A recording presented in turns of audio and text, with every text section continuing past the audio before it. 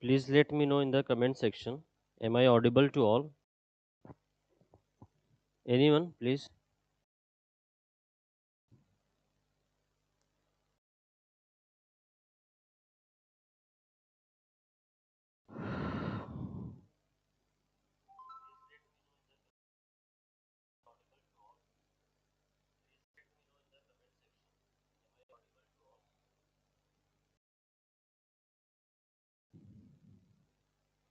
Is my voice clear?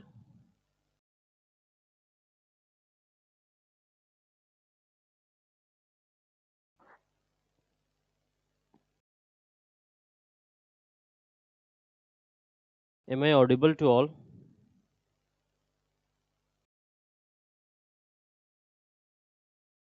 Okay. So today we will be starting a very important thinker in public administration, and that is Woodrow Wilson.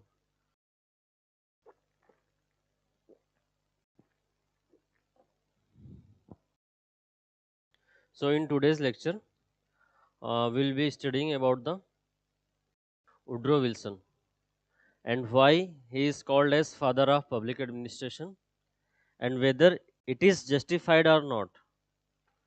It is justified or not to call Woodrow Wilson as father of public administration. And then we will see why he is called as father of public administration, because his ideas were highly seminal, means highly original ideas. Clear? And then we will see again the ideas given by the Woodrow Wilson, that is politics administration dichotomy, an approach to study the public administration, and regarding the public opinion as well as role of civil service in the democracy. Clear? And then we will see two criticism of Woodrow Wilson and in the form of question. Is it justified to call also Woodrow Wilson father of public administration? And another question which we will be dealing is, the Wilson raised only question and could not provide answer to any of his question. So we'll be dealing with this. Clear?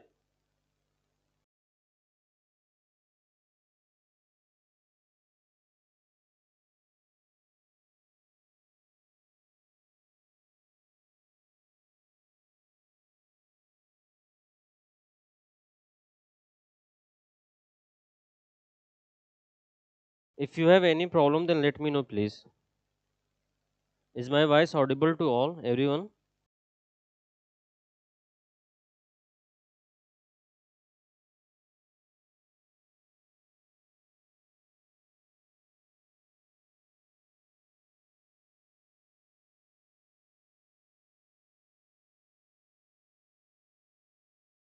Clear. Now we are going to start Woodrow Wilson. That why he is called as father of public administration and what are his ideas. See, before Woodrow Wilson, public administration as an activity was there since ancient time. That's I told you yesterday also. Clear? For example, if you will see in Harappan as well as in Kautilya's era, public administration as an activity was there also. Clear? But why in 1887 public administration in 1887 public administration emerged as a separate discipline? So the credit goes to the Woodrow Wilson, because in his essay, write down the name of his essay, the study of administration, in which he said that public administration should be studied in a separate discipline and not with the political science. Public administration should be studied in a separate discipline and not with a political science. Clear?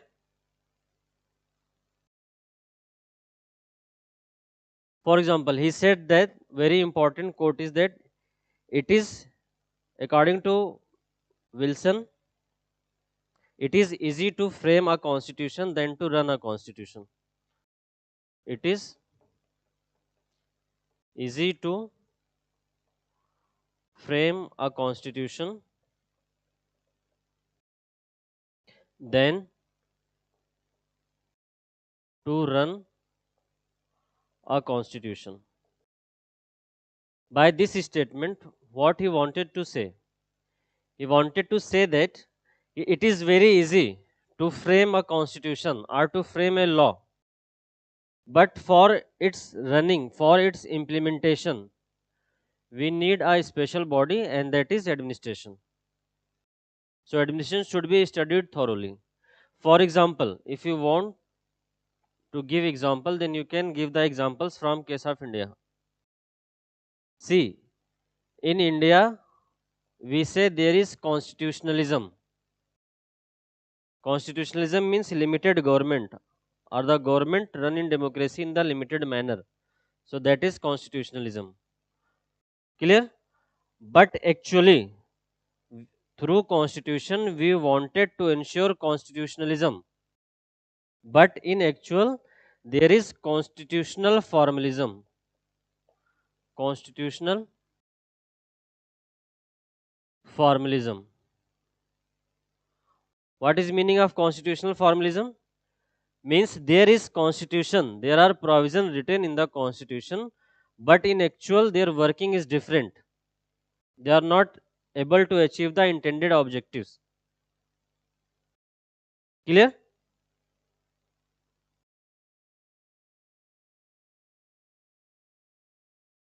For example, in case of India's constitution, there is Article 17 which talks about abolition of untouchability.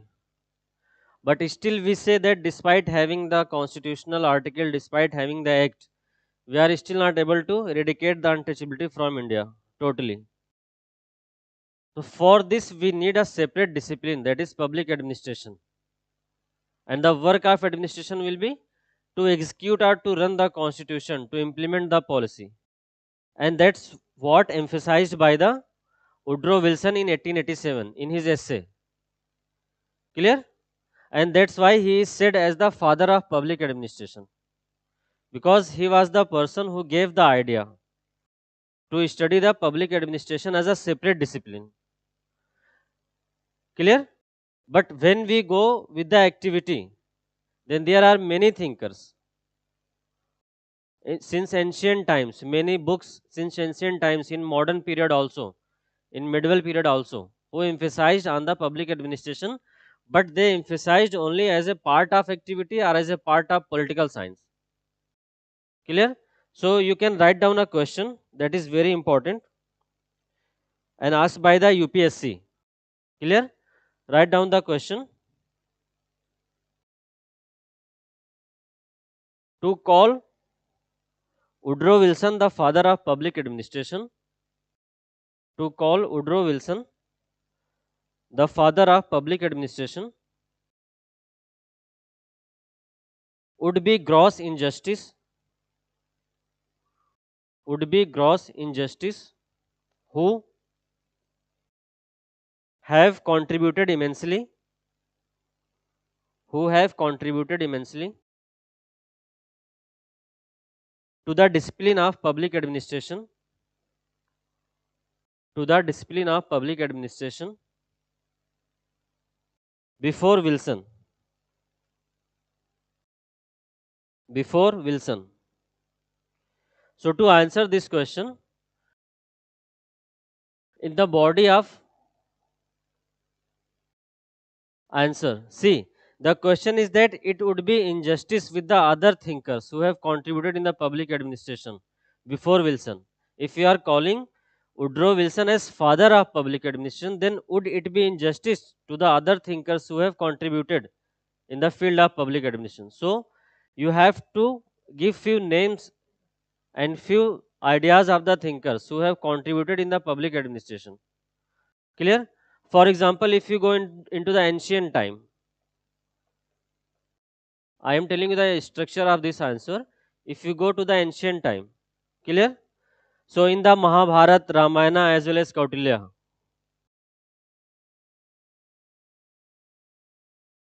in Mahabharata, Ramayana as well as in Kautilya's era, clear? They extensively talk about the public administration as well as administrative system. In Mahabharata also, in Ramayana also, and in Kautilya's Arthashastra, they talk about the administrative system of that time, isn't it? In Mahabharata and Ramayana, you will see that they have talked about what should be the duty of a king, what should be duty of a king, means what king is supposed to do, how he is supposed to perform the duty. In Kautilya's Arthashastra, I have told you about that. They talk about the welfare, and very famous line he said that in the happiness of the king lies in the happiness of his subject. So all these things have emphasized on the administrative system of that time. Clear? Administrative system of that time.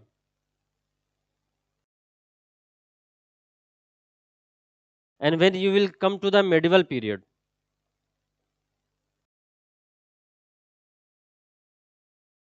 then there was a very famous book called The Prince by Machiavelli.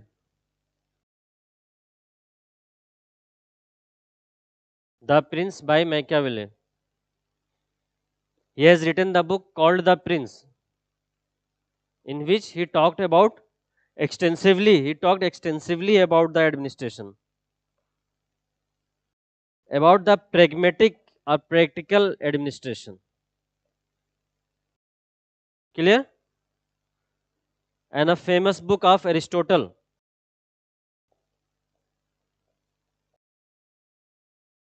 The name of book is Politics. You will have to write all these things in your answer to justify that they have immensely contributed in the field of public administration. But all their contribution was either related to the activity or related to the political science. Clear? And there were many other thinkers in Europe who talked about the administrative system of that time. Clear? Even if you come to the modern era, then there were Mughals as well as Britishers. They talk extensively and also they give some ideas also. But all these related to public administration as an activity or as part of political science. You will have to accept their recognition, their contribution. You will have to recognize their contribution in the public administration. But they were giving their theory or their writing to deal with the activity as well as part of the political science. But no one talked about the public administration as a separate discipline. That's what being talked by the Woodrow Wilson. That's why he is called as the father of public administration. And his ideas were highly original, highly seminal ideas. Clear? Because he was the first person, first administrative thinker. In the conclusion, you can write that Wilson was the first administrative thinker who demanded a separate discipline of public administration. Clear?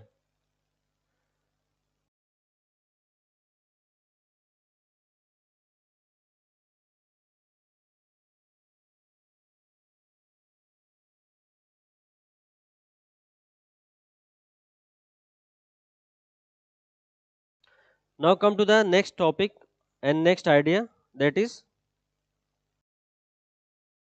What should be the approach to study the public administration? What should be the approach to study the public administration? See, Wilson focused on the comparative approach. Whenever we are reading comparative public administration, we directly go to the risks. But it was Wilson who first gave the idea for the comparative study of public administration. Clear? There are three approaches to study the public administration. First is philosophical, historical, and comparative. Clear? So we will be seeing all these three ideas, and then we will see that why Wilson was focused for the comparative approach. Clear? So first we are going to deal with the philosophical approach.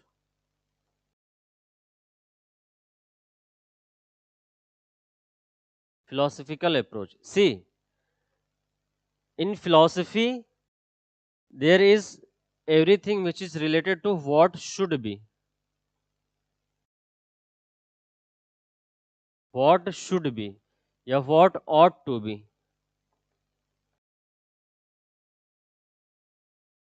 Clear? Means what we should do and what we should not do. That is the philosophical approach. Clear?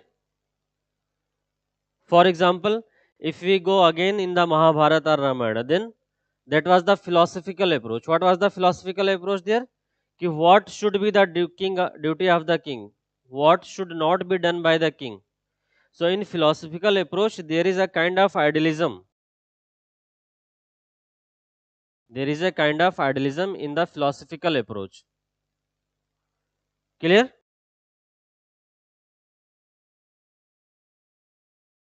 But Woodrow Wilson was against this philosophical approach. Wilson was against this philosophical or ideal approach. Why he was against the philosophical approach? That is important to know.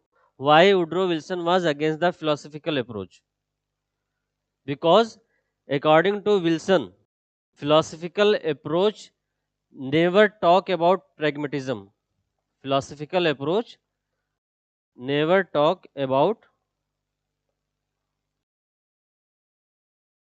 pragmatism, about practical thing.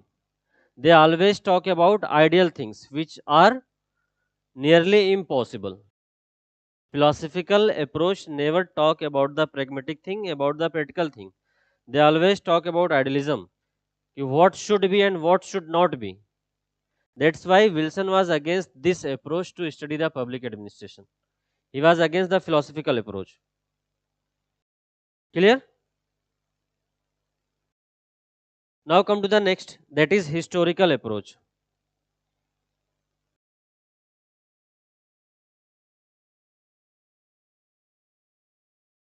Historical approach.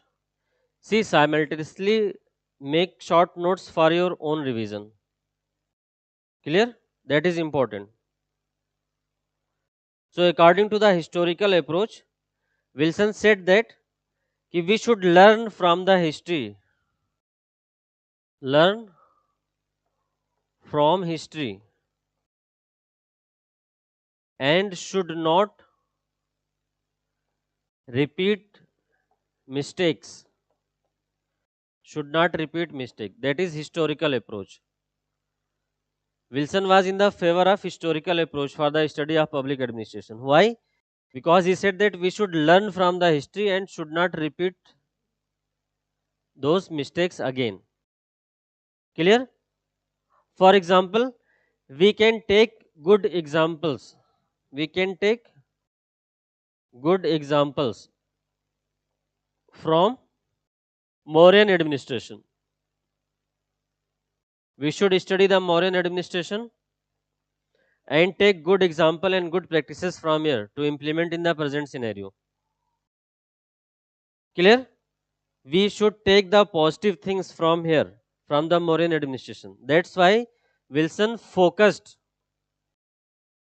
He said that the focus should also be on the historical approach. Why on the historical approach? To learn from the history, to take the positive things. Take positive things from the historical approach, from the historical study. For example, we can study modern administration and take the positive things from here and implement in the current scenario.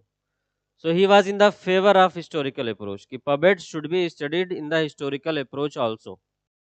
Clear? Now the third approach is comparative approach. Comparative approach. Comparative approach of studying public administration. Clear? See, why comparative approach? Why we should focus on comparison? Why? Why we compare with anyone? How do you know that whether you are good or bad? That's the question. If you want to know whether you are good or bad, then you have to compare. Without comparison, you cannot learn, you cannot know that whether you are good or bad. Is that clear? That's why comparison is necessary. And that's why Wilson also favored this. Favored by Wilson. Wilson favored this approach to study public administration. He said that there should be a comparative approach. It is not that only rich talk about the comparative approach in the public administration. When we are talking about the comparative approach in the public administration, we have to remember that it was the Wilson who first gave the idea to study the public administration in comparative approach. Clear? That's why we says that the ideas of Wilson were highly seminal, highly original, because he gave the original ideas, and that's why he is called the father of public administration. So Wilson favored this approach, and he said that good thing adopted by comparing with the other public administrative system. Clear? So someone asked that ki in Britain there is monarchy and USA is a republic. So how can we compare? Because there is monarchy in the Britain and USA is a republic. So how can we compare both administrative system? Someone asked the Wilson, and then he said that by giving the example of a murderer, that I will learn how to sharpen the knife from the murderer to cut a fruit. So you can say he was in the favor of comparative approach. He has given an example of a murderer to how to sharpen the knife to cut a fruit. And the intention of murderer is to sharpen the knife to murder a person. But Wilson said that from that system, from that part, we can learn how to sharpen our knife to cut the fruit. So he was in the favor of comparative approach. Clear? He said that there should be comparison. For example, now see, in public administration, if you want to fetch a good score, then you'll have to give examples, case study, as well as name of thinkers and interlinkages. For example, in the current system, India can learn from China how to attract FDI, isn't it? India can learn from China na, how to attract FDI, or even India can learn from Israel.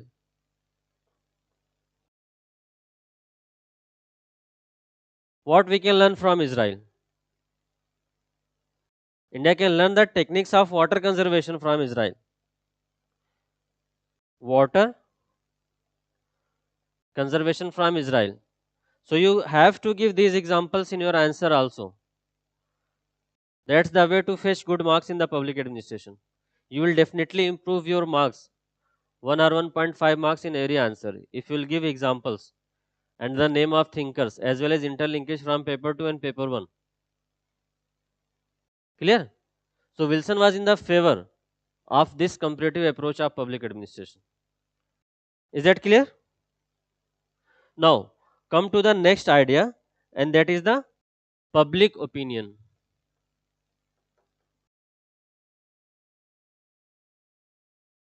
public opinion.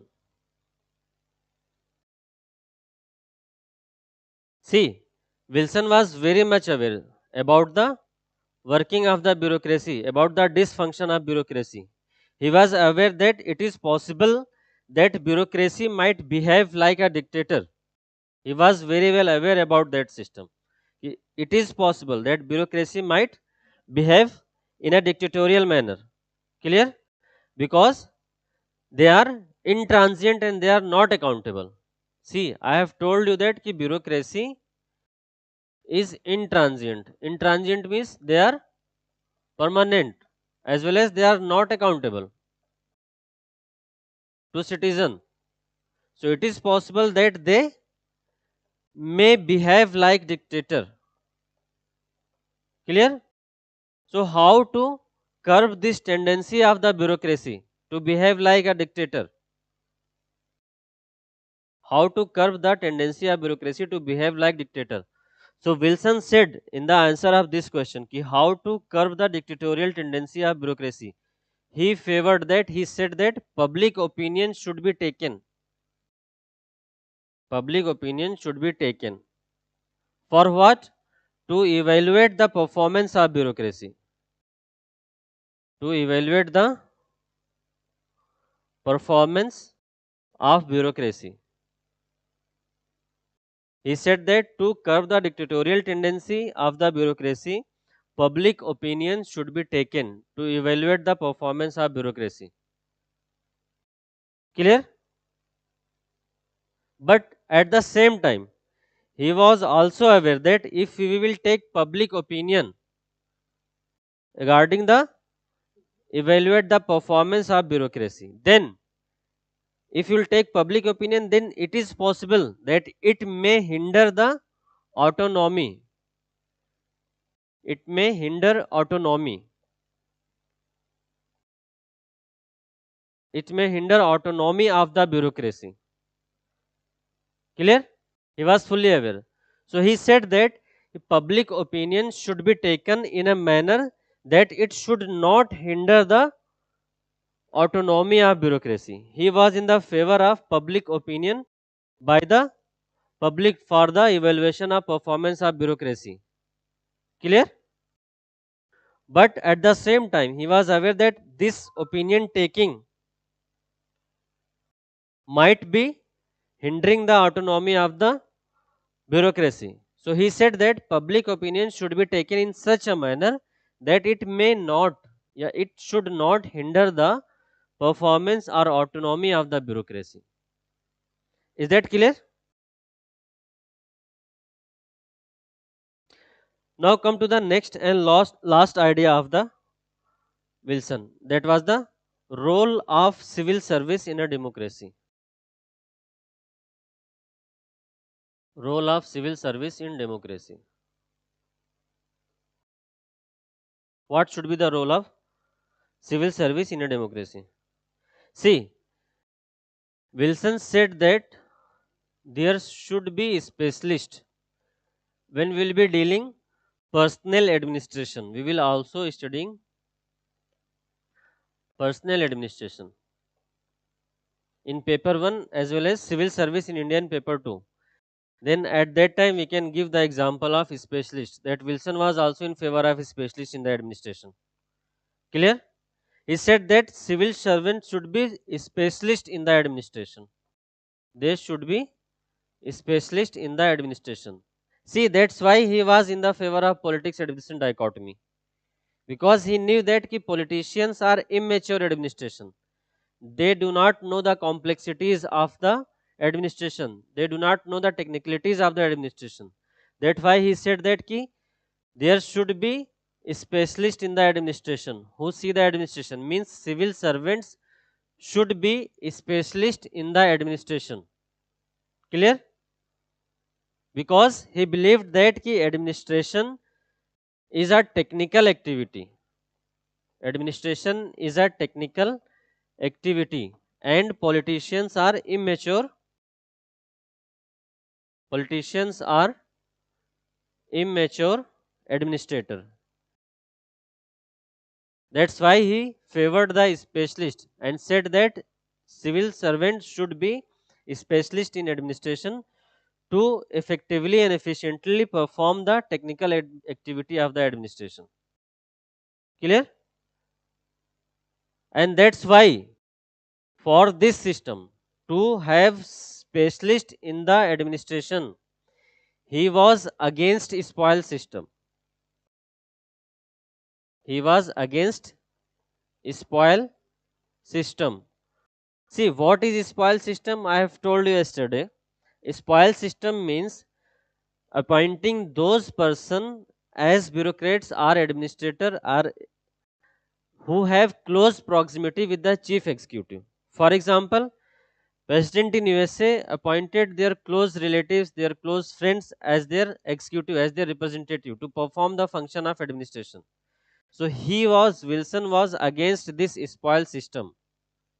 He said that bureaucrats and civil servants should be specialists in the administration. And for the specialist person in administration, the recruitment should be based on merit.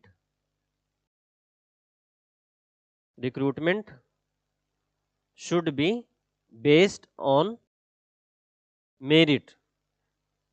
Clear?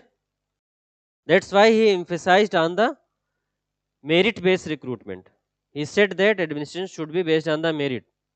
And at the same time, he knew that he knew that very well. That is that there cannot be a complete separation between the politician and administration, between the politics and administration. That's why he also said that bureaucrats, the administrator and politician, bureaucrats and administrator or politician should closely work with each other. He said it very clearly. He knew that complete separation of politics and administration is not possible. That's why he said very clearly that bureaucrats should work closely with the politicians, in close link with the politicians. So these were the seminal, highly original ideas of the Weber. Clear? Now come to the second question or the second criticism, which has been asked by the UPSC. Clear? Write down the question. Wilson has raised more number of questions than providing answer. Wilson has raised more number of questions than providing answers. Comment. Clear? This was the question asked by the UPSC. See, I am dealing the question of both UPSC and UPPSC. Okay. Because I have seen the last year paper of UPPSC. They have started asking such statement type questions and analytical questions. That's why many of students have faced problem. So please change your orientation if you are solely preparing for the PCS. And if you are preparing for UPSC, then you have to study like this. But now even in UPPSC, you cannot just read the theory from the books and static part and write as it is in the exam. To score a good marks, you have to develop a good understanding of the subject. Clear? So write this question. Wilson has raised more number of questions than providing answers. Wilson has raised more number of questions than providing answers. Clear? See how you can answer this question. If anyone want to give me some hint, then you can give that in the comment section also. Have anyone written the answer of this question earlier? No. See, in this question, you will have to give two bodies. First, in the first body, you will have to explain that how this criticism is true, that he has raised more number of questions. Clear? So you will have to explain that what kind of questions he had raised. and at the same time you will have to write that he raised question but no answer. Raised question but no answer. You will keep that in the mind. He has raised question but no answer. Clear? And then in the second part, it is your first part. And then in the second part, you will have to talk about the contribution. How these questions were answered later by other thinkers. Questions answered later by other thinkers. So I am going to give you a few examples. For example, Wilson said that public administration is a science. Clear? He said that public administration is a science. So to be a science, there should be a universal theory of public administration. What is the meaning of science? I have explained yesterday. Public administration is science means there should be a universal theory. But he could not give any universal theory. No universal theory. Clear? He raised the question and said that their public administration should be a science. But what without giving any universal theory? Clear? Then he talked about the politics administration dichotomy, isn't it? Huh? But he could not give the answer. How you will ensure politics administration dichotomy? He could not tell. Clear? Then he said that public opinion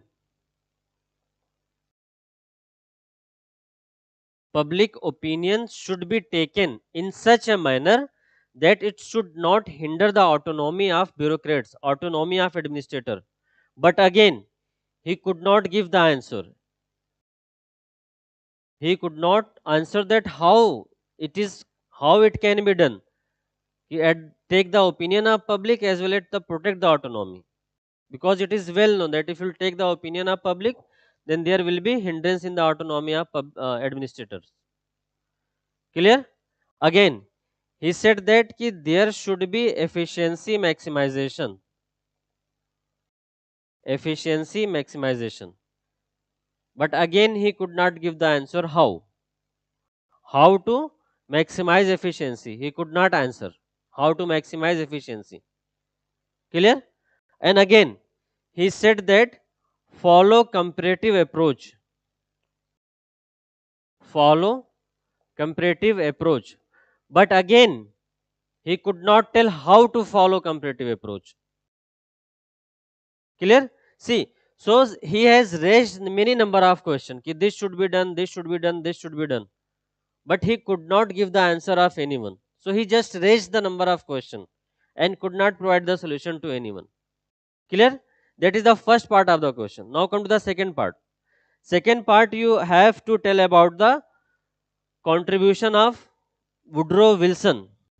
And what was his biggest contribution? He raised right kind of question. He raised right kind of questions. He raised right kind of questions about the discipline of public administration, about public administration. He raised right kind of question about public administration for which answers were provided by for which answers were provided later by other thinkers. Clear? You will have to write in the second para.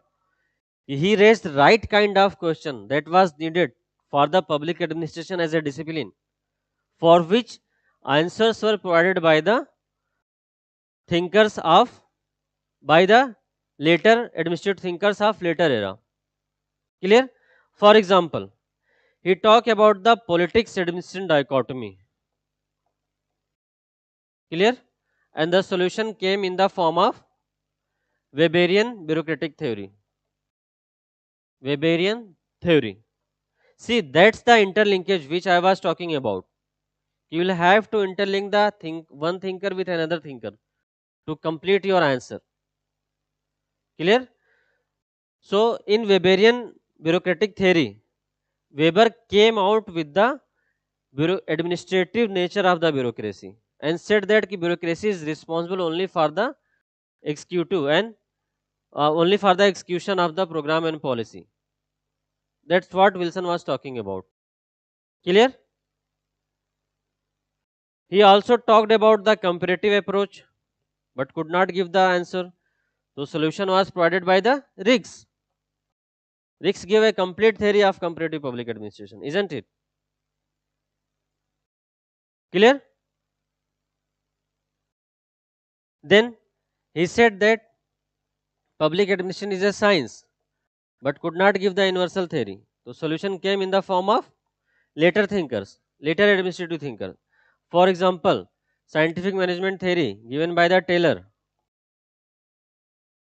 ठीक है? Administrative management theory given by the Fayol and post carb given by Gulick and Urvik. So the question raised by the Wilson have been answered by the later administrative thinkers. Clear? So you should approach this question like this.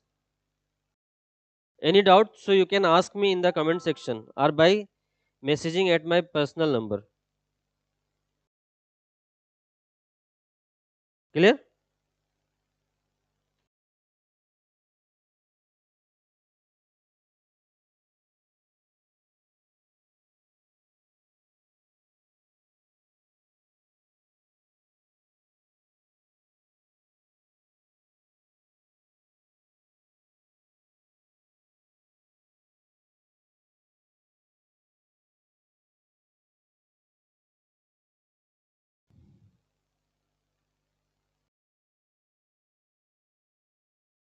Any question? Then you can ask.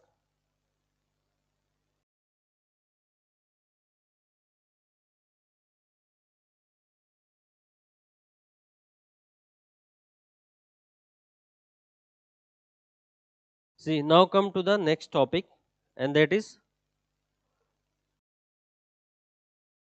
new public administration.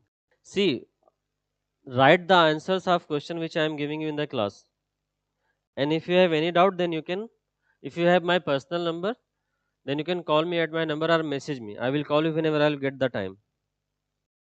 Clear?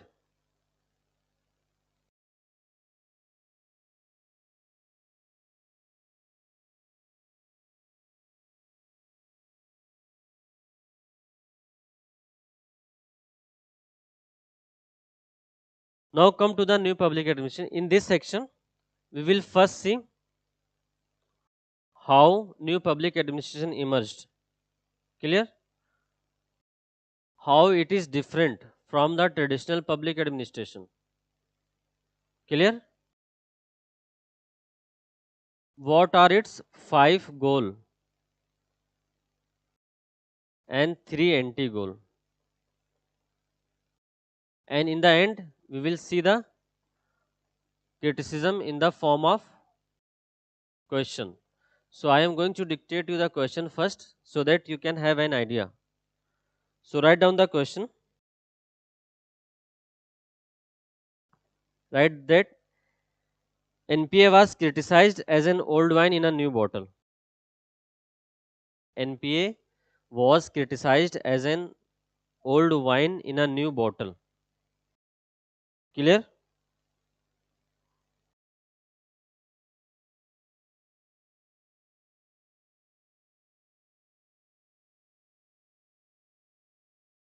Or you can write down another question. These questions have been asked in UPSC. And these statement kind question are also now being asked by the UPSC or UPPSC. Clear? So write down another question. NPA was criticized. NPA was criticized as revolutionary or radical in the words NPA was criticized as revolutionary or radical in the words, but status quo in skills and technologies. But status quo in skills and technologies. Clear?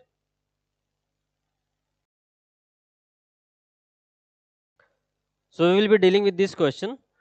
First of all, let me tell you few important things about the new public administration. See, first we will see how the new public administration emerged. See, NPA was emerged in 1960s. So you'll have to learn this time, 1960s. Only then you can relate how NPA was emerged. See, in 1960s, USA was facing few severe crises like the economic crisis, assassination of their president JF Kennedy, clear? Campus unrest, unemployment, rapidly growing population. These were the few problems which were being faced by the USA at that time. Clear? And at the same time, USA was also facing the Vietnam War. Vietnam War, assassination of JFK, campus unrest. These were the problems faced by the USA at that time. Clear? It was very troublesome problem faced for the USA. So at that time, young scholars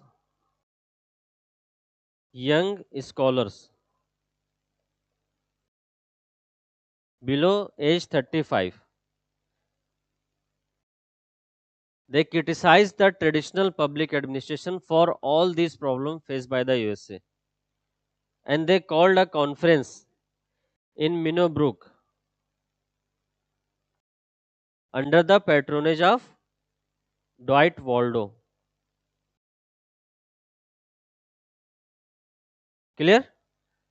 Under the patronage of Dwight Waldo. See, you will have to write the name of thinkers also. USA was facing these problems at that time and was facing very severe economic crisis also. Clear? And so young scholar of public administration, they criticized the traditional public administration for all the problems faced by the USA. So they called a conference in the Minnowbrook Conference under the patronage of Dwight Waldo. Write the name of this person, Dwight Waldo. And they said that all the problems are due to the traditional public administration. So we need a new public administration, different from traditional public administration. They said that we need a new public administration. And what would be that new public administration? For that, they give 5 goals. See, whenever they ask you answer in the exam, please draw this diagram. 5 goals and 3 anti-goals.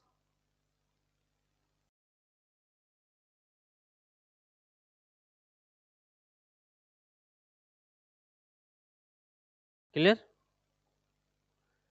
Draw this diagram and close it in a box. छोटा सा diagram ही बना देना, but ये बना देना, ठीक है? इससे विजिबिलिटी बढ़ जाती है तुम्हारे आंसर्स की, ठीक है? तो 5 goals और change value, relevance, equity and client orientation. Change, value, relevance, equity and client orientation. Clear? And 3 anti-goal were anti-bureaucratic, anti-bureaucratic,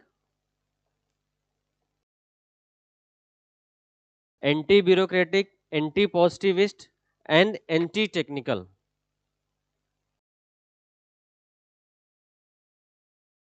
anti-bureaucratic, anti-positivist, and anti-technical. Clear? I am going to explain you, don't worry.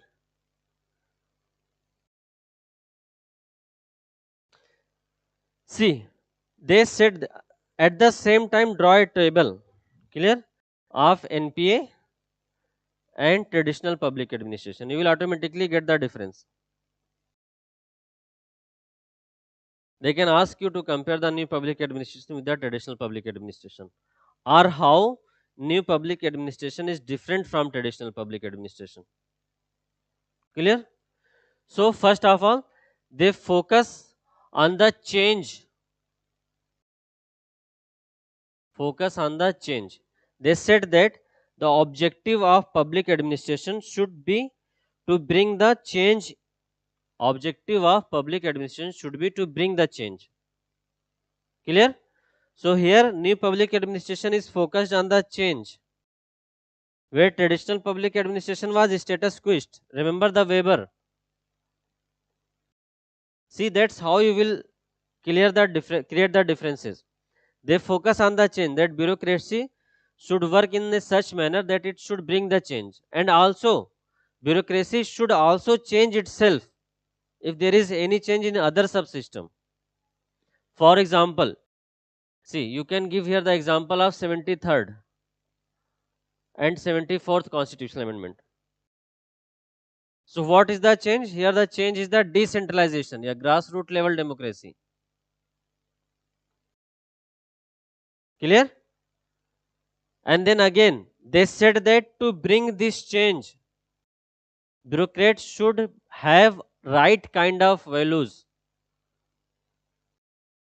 So they emphasize on the value. And traditional, they were value neutral. See, remember what Weber said? He said that ki bureaucracy is like an instrument. They should not have any kind of value. But here in new public administration, now thinkers are emphasizing on the right kind of value in the bureaucracy. And why right kind of value? To bring the right kind of change. One of the objective of public administration is to bring the change. And to bring about the change, you need to have right kind of value. A value neutral person cannot bring a change. Clear? For example, if you are neutral, you are value neutral about the untouchability. If you are value neutral about the poverty, then how would you remove untouchability? How will you eradicate the poverty? Is it possible to change these things if you are not having any value? No, it is not possible. Clear? That's why I emphasize that administrators should have right kind of value. Clear? Then again, he focus on the equity. See, I have written here equity, not equality. I have evaluated many answers and found that many students have written in hurry equality here. But it is equity, not equality. Because equality is a myth. It cannot be achieved completely in the society, never. But equity can be ensured. So they said that there should be equity. What do you mean by the equity? There should be fairness and justness and no biasness. Fairness and justness, no biasness in administration. Clear? So it is mainly related with the quality of your outcome. Whether your outcome, whether your consequence of your action has resulted in the fairness or justness in the society or not, whether it is discriminatory or not, whether you are treating people with the fairness and with the justness or not. And they said that there should be equity. We should treat our action of bureaucracy should result in the equity in the society. It should be based on the fairness and justness. Clear? Then again, he emphasized on the fourth goal, that is relevance. He said that he means the thinkers of new public administration. They said that in order to be relevant as a separate discipline of public administration, in order to be relevant, they must provide the solution to the problems faced by the society. Clear? They said that public administration must provide solution of the problem faced by the society. See why they were focusing on this? Because at that time USA was facing very severe problems, and they wanted a solution. So they said that in order to remain relevant for public administration must provide solution to the problems faced by the society. Is that clear to all? Now come to the next. See, I have seen also that key students are generally writing value, change, relevance and equity, but they forget to write client orientation. So please remember that you also have to write client orientation in your answer. Yeah, customer orientation. See, it was added later, but it is now a 5 goal of NPA. Clear? See, Weberian bureaucracy was not considering people as client or citizen. Here you can also write citizen. Clear?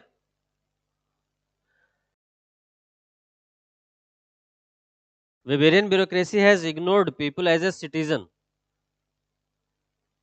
They were only working for the efficiency of the organization. They were not citizen oriented or the client oriented. So NPA thinkers had asked that administrators should work for the citizens. Administrators should work for the citizens. This was emphasized by the NPA thinkers. So you can write the differences here. The NPA was change oriented, whereas traditional public administration was status quoist. NPA was value laden, whereas traditional public administration was value neutral. Clear? NPA emphasized on equity. They ignored equity and focused only on efficiency. For example, you can see the Weberian bureaucracy, you can see the tailor, you can see the fuel. All they were focused with the increasing the efficiency of the organization. Clear? And here focus of NPA was towards the citizen or client.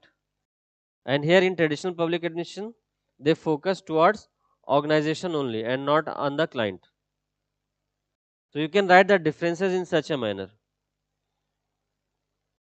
Clear? Now come to the 3 anti goal of NPA. See, first anti goal of NPA is anti bureaucratic. So what do we mean by the anti bureaucratic? Does it means that we should abolish the bureaucracy? No, they were not entirely against the bureaucracy, but they were against the structure of bureaucracy. They were against the hierarchy of the bureaucracy. Clear? They were against the physical structure or the bureaucratic structure and procedures. Clear?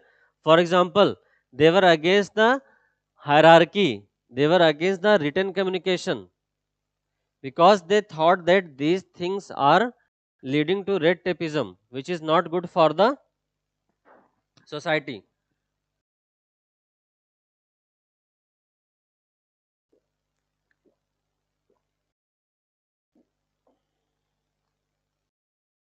Clear? So they were against the rigid structure of bureaucracy, against the rigidness in the bureaucracy, not entirely against the bureaucracy. Clear? Now come to the second, that is anti-technical.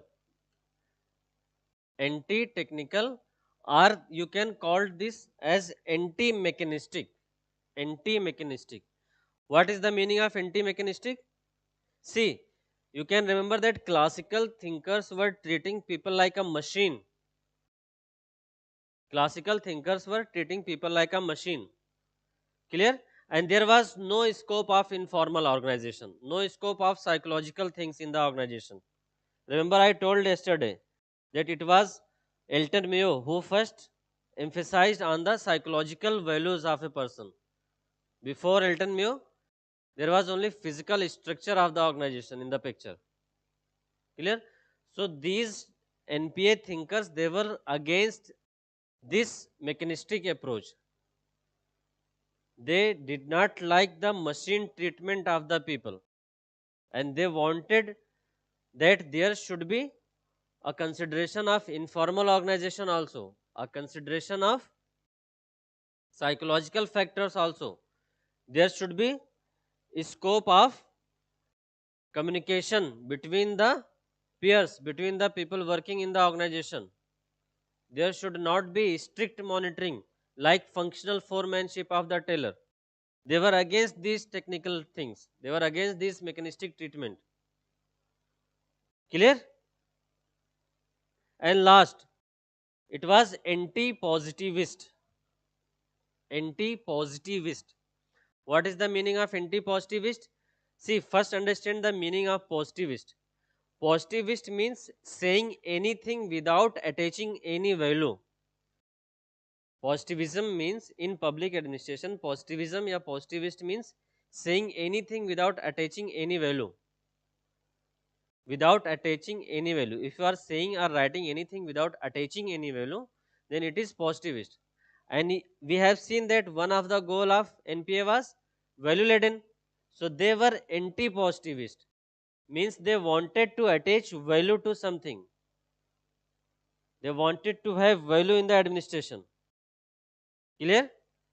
Because Weberian bureaucracy was value neutral.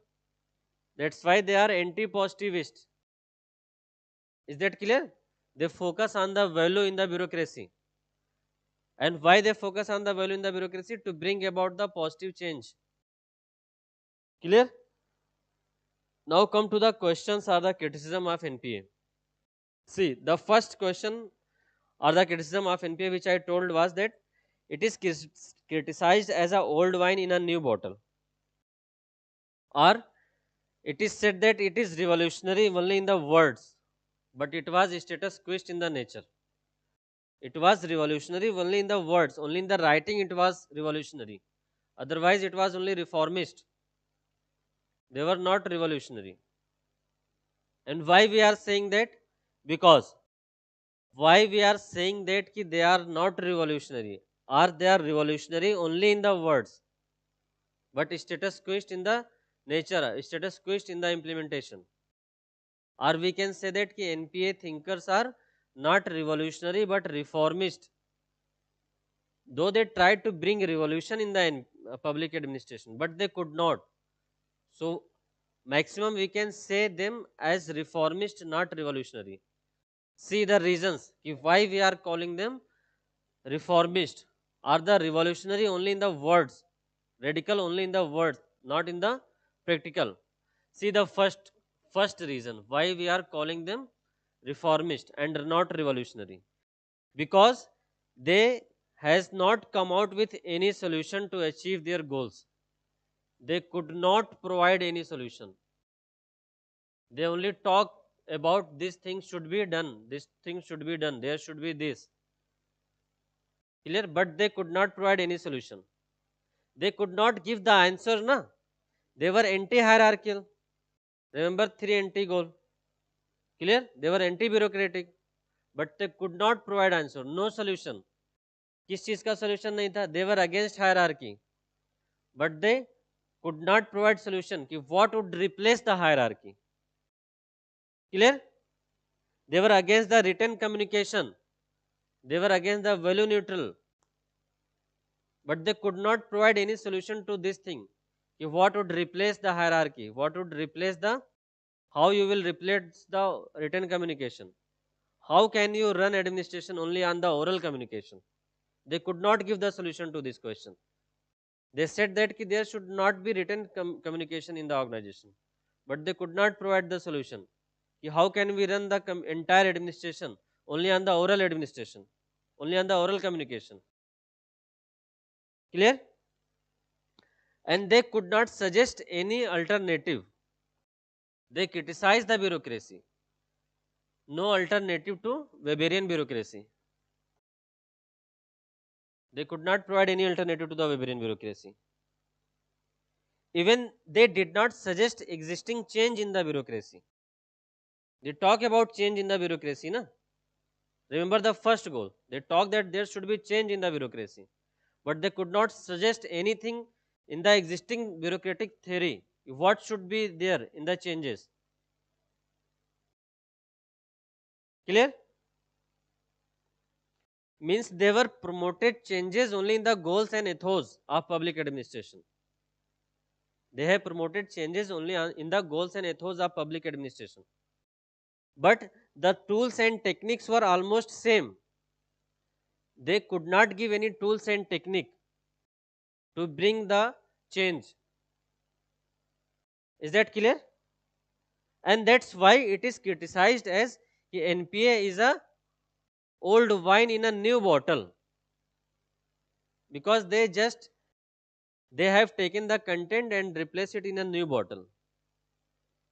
So maximum we can say in the conclusion that NPA has emphasized on the change.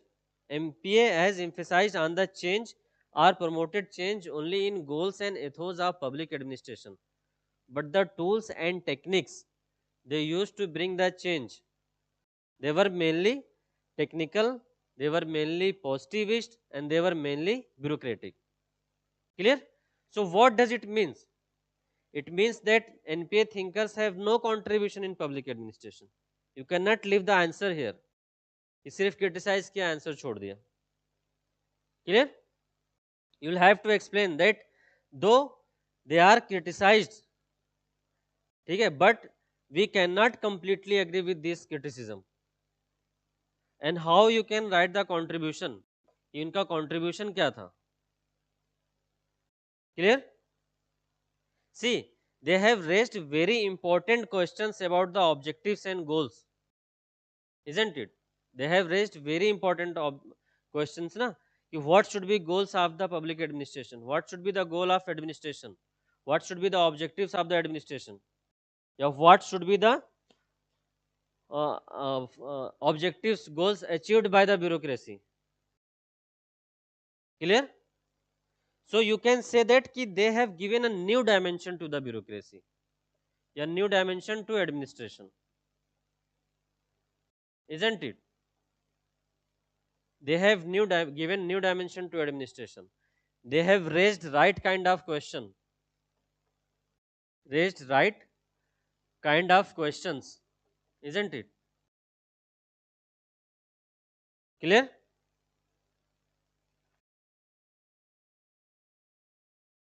And it is due to their raising question, solution came later. It was due to the thinkers of NPA. They have raised the right kind of question and the solution came later in the form of NPM, New Public Management. See, one of their goal was client orientation, citizen orientation. And what is the main objective of NPM? To treat people like citizen. See, that's why I talk about the interlinking. Clear? You cannot write answer of any question without interlinking with other topics of the syllabus. That's the beauty of public administration. Clear? That's why I have seen many people, they have finished the entire syllabus, but still they are not able to write a good answer. That's the reason. And I hope I will be able to solve your problem like this. Clear? See, they focus that the goal of bureaucracy should be to bring the change. So this led to the development administration. What is the goal of development administration? To bring the change. It is action oriented and change oriented. The definition of development administration given by Widner said that development administration is action oriented, goal oriented and change oriented. So NPA has given this new dimension that there should be change in the public administration. So this was answered in the form of development administration. Again, in the form of good governance, isn't it? They said that public administration should focus on equity. And what is the one dimension of good governance? There are 8 dimensions in the good governance na, given by the World Bank. One dimension is equity. Clear? So you can write the answers like this. If you want, you can ask any question.